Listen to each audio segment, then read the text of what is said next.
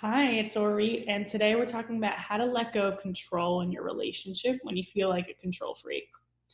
So, not having control or actually needing control comes from a place of not trusting. So, we need to remind our partners to do the dishes 7 times in 24 hours because we don't trust that they're actually going to do it. When in reality, if they care about how you feel and they don't want you to be grumpy, then they are going to do it whether you remind them once or twice or 7 times, for example.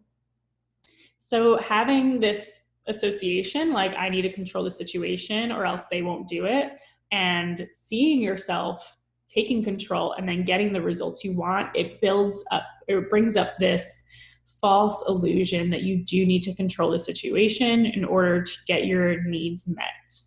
And that just becomes more and more intense. It's like a domino effect because it can start with something as little as the dishes, but it expands into something as big as I don't want them to cheat on me, so I have to control what time they come home or where they go.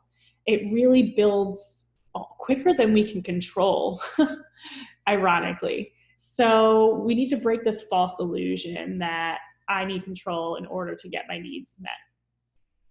I'm going to get to that in a second, but I want to talk about the deeper reason why we crave this control. Because when we've been in traumatic relationships, we lost all our power. We had no power, we had no control, and if we tried to get the control, it would punish us. They would punish us, and we would get hurt even more.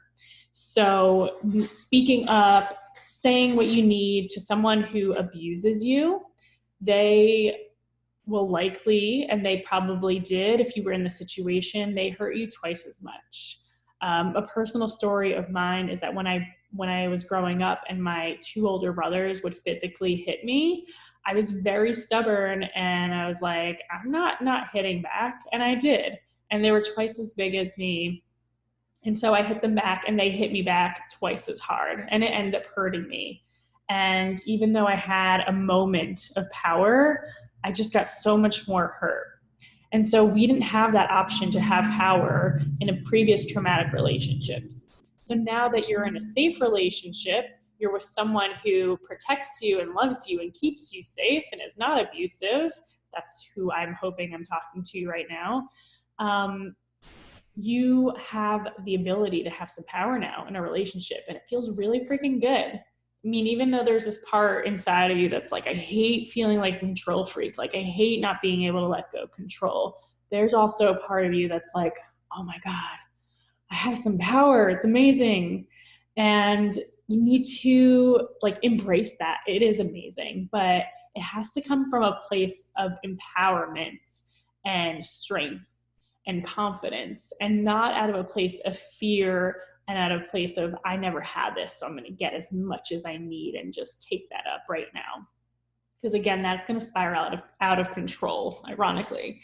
So what you can do is close your eyes, take a deep breath right now, and just imagine, what does it feel like in your body to let go of some control right now? Put yourself in a situation that is pretty light. So imagine yourself not giving that second reminder to do the dishes. How does that feel in your body?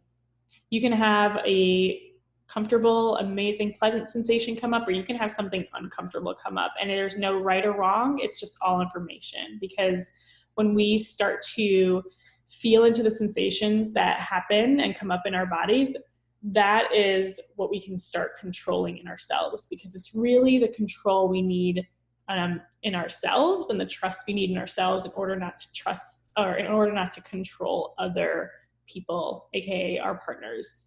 So feel the sensations that come up and then move to them. How do they make you want to move? What's your impulse, right? And just let yourself control how you respond instead of having those sensations control you, because the sensations is what we respond to. Our nervous system reacts, our sensations come up like a quick heartbeat, and then we respond. We react to maybe put ourselves in a more comfortable, calm situation, for example.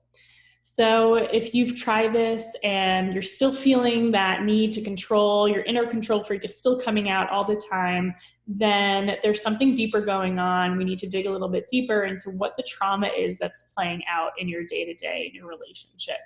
And I would love to help you with that. I'd love to invite you to a free relationship review and help you get clarity on what is it that's actually driving your need to control and how to start changing that and letting that go. So it's free, it's obligation free, it's catch free. And if you click on the link above, below, or to the side, depending on where you're watching, we'll meet, we'll have a heart to heart, and let's change this. Let's let your inner goddess fly instead of your inner control freak take over.